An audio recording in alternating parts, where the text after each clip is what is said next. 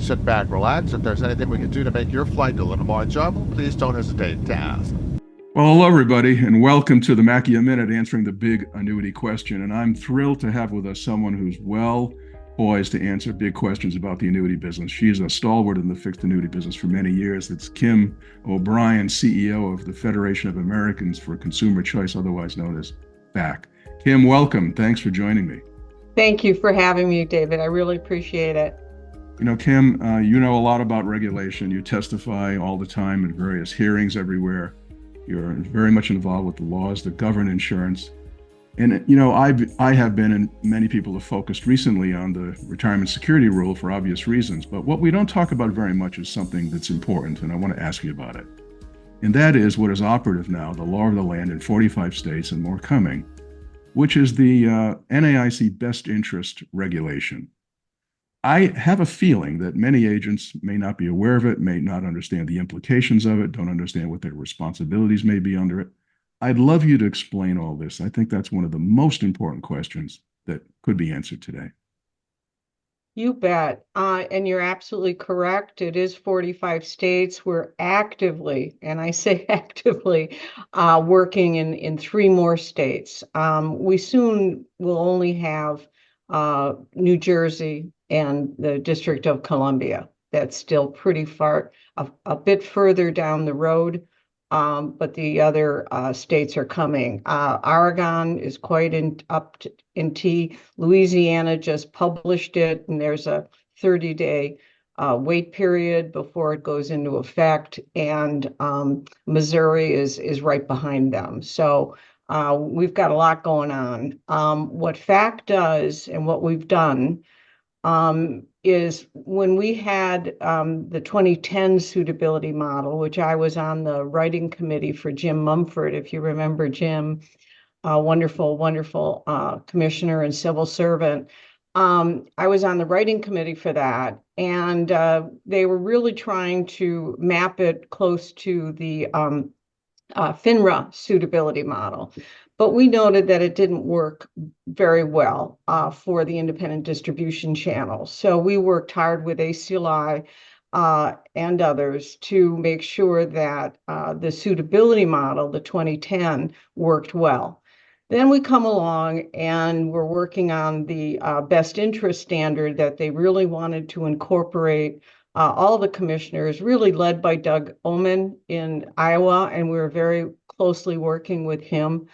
And they led what they wanted was a best interest model because they felt it was necessary given the regulation BI that just was put in place by the SEC, in addition to what Phyllis Borsey over at the DOL at the time was working on with the Department of Labor and their ERISA changes. So we thought having a best interest a standard in the NAIC model was very important. So that was the start. And then what we had to work hard on, and FACC does a lot of work behind the scenes. I had a conversation with somebody who says, I don't hear much about you. And we're not that out there in the public space or trying to get publicity. We work very hard behind the scenes, and as you said, working diligently with regulators and the state, NEFA and ACLI people over in every state, as well as my travel to all these lovely capitals of our great United States. So we work hard behind the scenes. And what we did with the best interest model is it is a higher standard, a much higher standard. There are 4 duties. Can I just interrupt? Yes. Meaning that it's not suitability. It's accelerated beyond suitability. So correct. And when they talked about it, the regulators talked about it, they wanted something higher than suitability, but not fiduciary.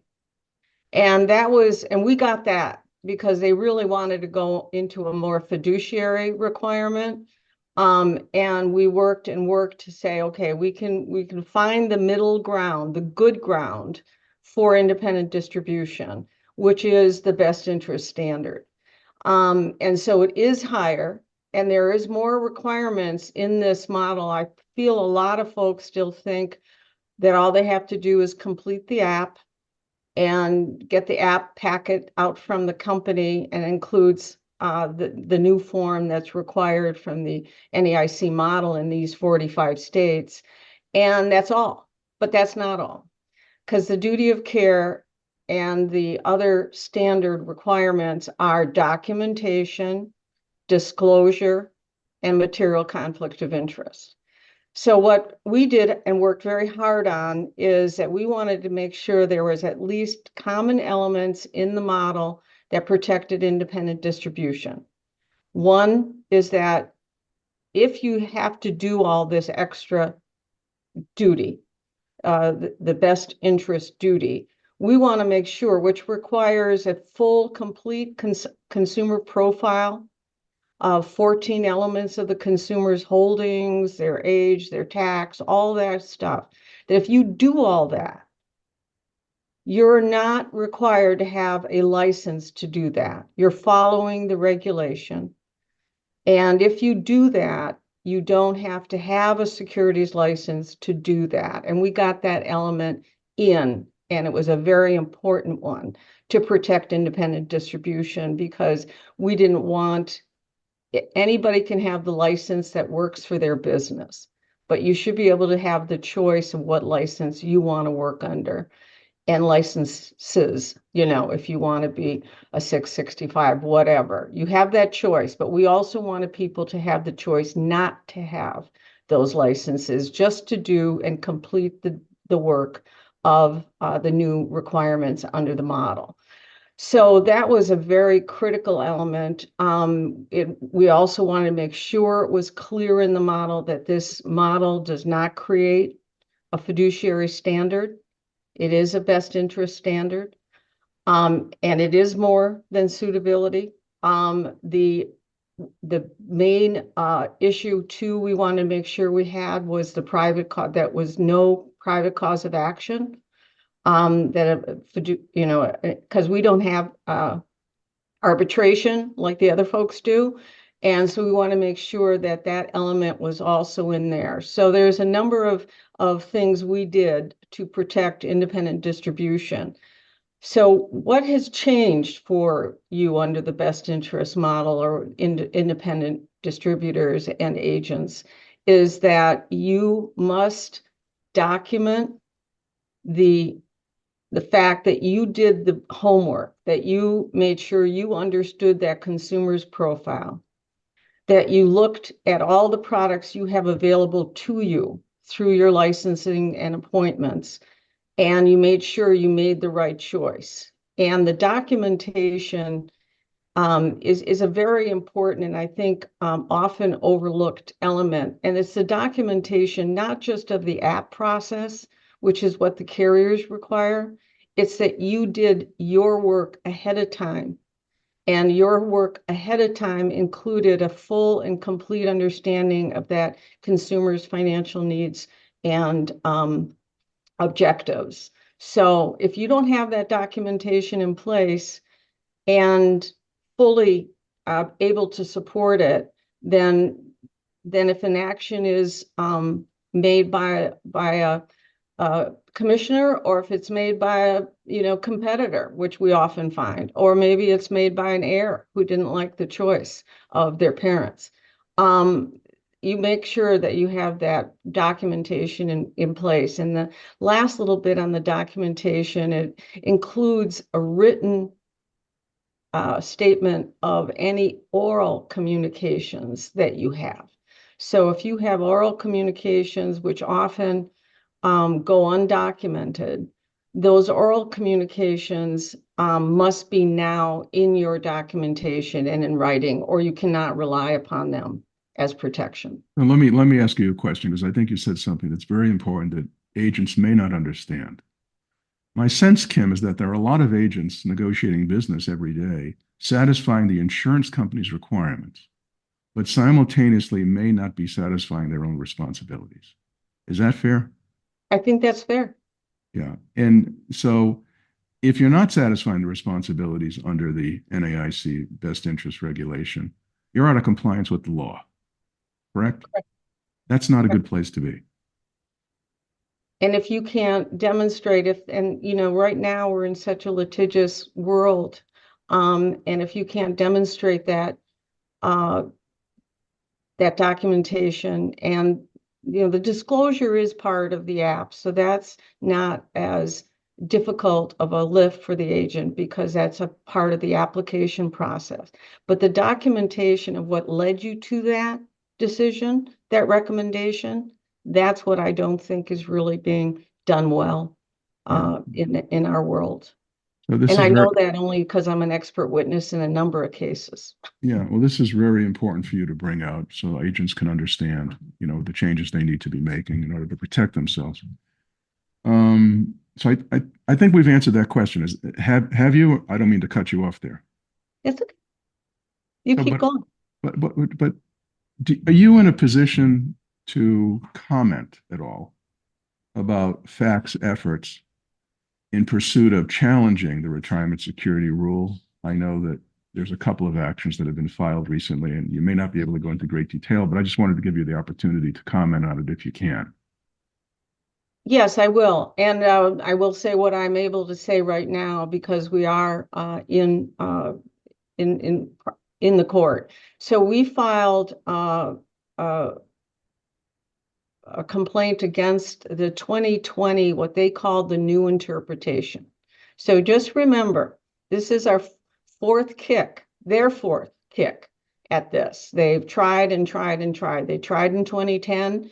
Phyllis Borzi did not have the support until President Obama came in. So then they redid it in 2016. And the courts struck them down. The Fifth Circuit in Texas struck them down. And so they redid what they called a new interpretation, which we call in our motion, it's just the same old wine in a new bottle. And now they have the 2024 rule, which we think is just another reiteration, redo of the same wine. I say when we use that expression of, in conversation, I say, it's not wine anymore, it's turned to vinegar, And so, so we have the 2020 rule, and I want to keep that space in our minds because I want to go back to why that's so important today. Then we have the 2024 rule. And on May 2nd, we filed our complaint against that. And the 21st, no, Tuesday, whatever that date was, May 21, we filed our motion for preliminary injunction so that we could stop this rule because it is effective for all agents. They have to follow the impartial conduct standards. The DOL themselves say this is the highest standard in the land. So it's a big, big lift for all of our people, especially in the independent channel. And so we have a preliminary injunction because the rule is effective for these agents on September 23rd of this year. And we want to make sure that we can stop that date and push it. And so we filed that, as I said, just this week. And on why the 2020 rule is so important is because in the 2024 rule, they significantly and substantially changed the 8424 PTE, the preliminary exemption, to allow agents to receive commissions. But they changed it so significantly and differently from their 8424 proposal and from their 2020 new interpretation proposal. So they've changed it significantly, but the DOL has quite a lot more latitude on PTEs as an agency, and they're given more latitude by Congress to make those changes to those forms. And so if they lose on the 2024 rule in court, which we hope they will, but they can easily put the new PTE requirements, which we think are draconian and unworkable for our independent distribution. and they can put it on the 2020 new So interpretation. let me So play our that. rule Let is me play equally- that back for the people listening and watching. Make sure I have this right. DOL hypothetically loses in court based upon the challenge that FACC has made. They could just decide unilaterally to revisit the PTE out of 2020 and bring everything right back into focus and implement it essentially, unless that was challenged. Essentially, I can't, the technicality of what it means in terms of what the new interpretation, how that differs from the 2024 rule. But they can put that, what we think is an unworkable 8424 on their 2020 new interpretation, which is why our lawsuit is so important to win. Yeah, I think I can understand that, but I'm not sure that's well perceived generally. And it's important people understand how vital that action was to take by FACC.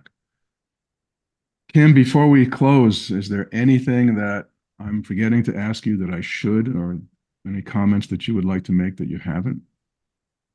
Well, the only thing I would add, David, this has been fun, first of all. I like it.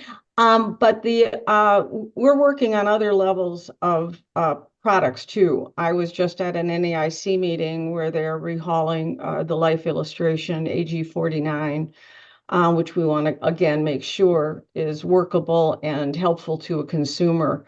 The long-term care issue, requiring every employer to offer a long-term care plan, and every employee, if they don't have it, they'll be taxed on their payroll against it. So you've got all your FICA, your Medicare, and then you're going to have your long-term care tax if you don't have a policy.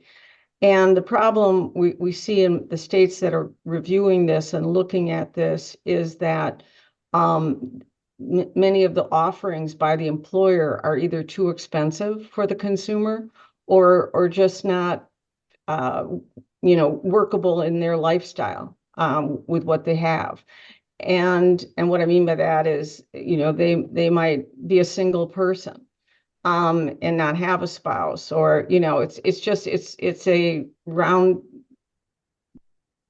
hole square plug kind of problem.